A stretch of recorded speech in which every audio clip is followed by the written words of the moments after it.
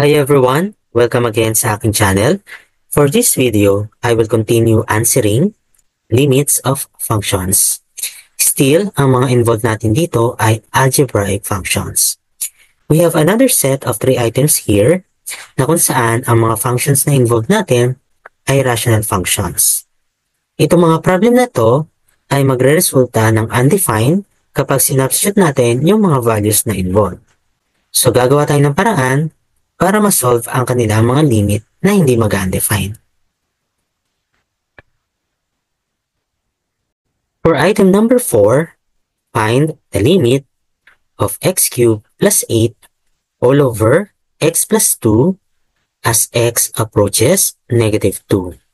Kung i-analyze natin ulit yung ating function, kapag nag-substitute tayo ng negative 2, magre-resulta ito ng 0 denominator. What we're going to do is simplify natin yung expression.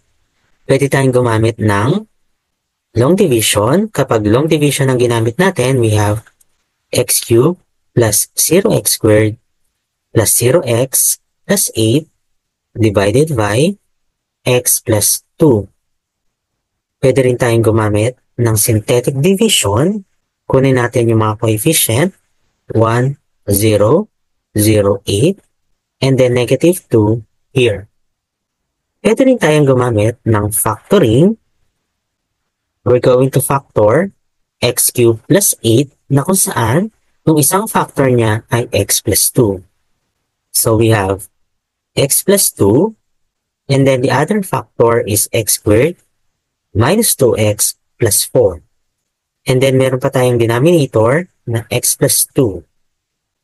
Mati-divide yung x plus 2, kaya ang matitira na lang ay x squared minus 2x plus 4. Ibig sabihin, kahit long division, synthetic division, or factoring ang gamitin natin, ang simplification ng expression na to ay x squared minus 2x plus 4. I-simplify natin yung buong problem. Ito ngayon ay mako-convert sa limit of x squared minus 2x plus 4 as x approaches negative 2. Dahil polynomial na yung ating given, hindi na siya mag-undefined. Pwede na natin i-substitute yung negative 2. So we have negative 2 squared minus 2 times negative 2 plus 4. Then i-simplify natin 4 plus 4 plus 4, the answer is 12. Therefore, the limit of x cubed plus 8 all over x plus 2 as x approaches negative 2 is 12.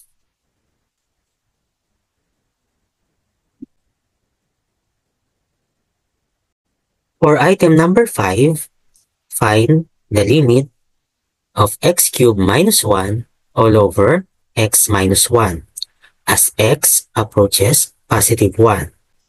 Kung i-analyze natin ulit, kapag sinubstitute natin yung 1 sa value ng x, magkakaroon tayo ng 0 denominator. So what we're going to do is simplify natin yung expression na to. Pwede tayong gumamit ng long division. Kapag long division ang ginamit natin, we have x cubed plus 0x squared plus 0x minus 1 divided by x minus 1.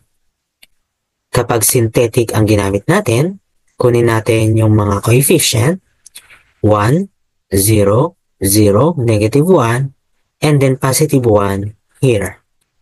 Pwede rin tayong gumamit ng factoring.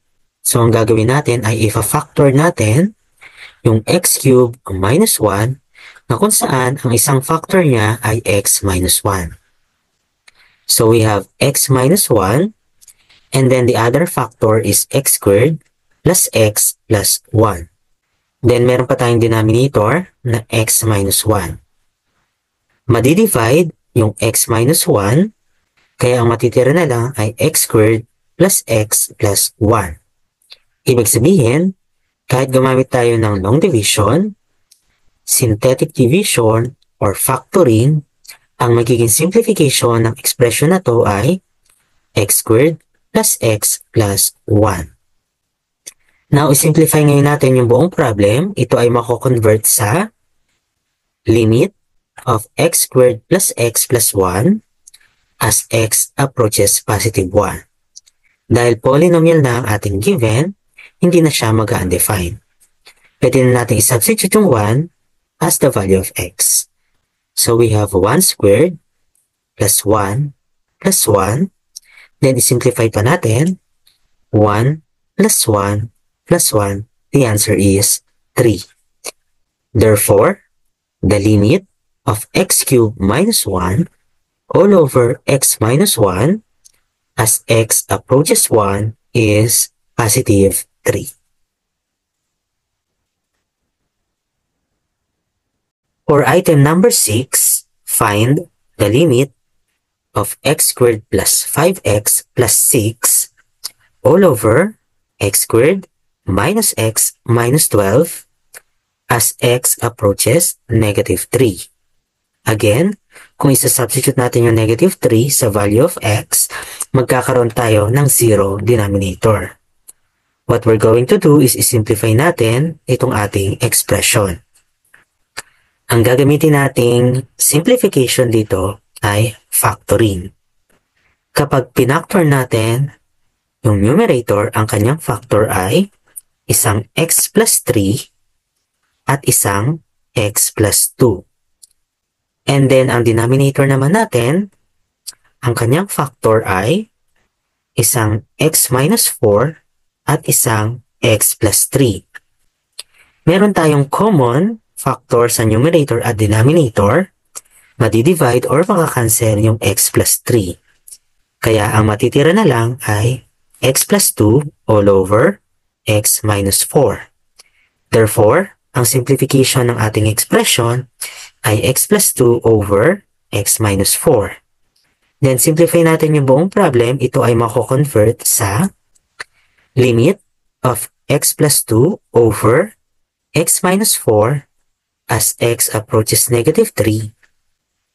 Hindi na siya mag-undefined kasi negative 3 pag sinubstitute sa x ay negative 7. Now, pwede natin i-substitute yung negative 3. Ito ay magiging negative 3 plus 2 all over negative 3 minus 4. I-simplify pa natin. Negative 3 plus 2 ay negative 1. At ang negative 3 minus 4 is negative 7. The answer is 1 over 7. Therefore, the limit of x squared plus 5x plus 6 all over x squared minus x minus 12 as x approaches negative 3 is positive 1 over 7.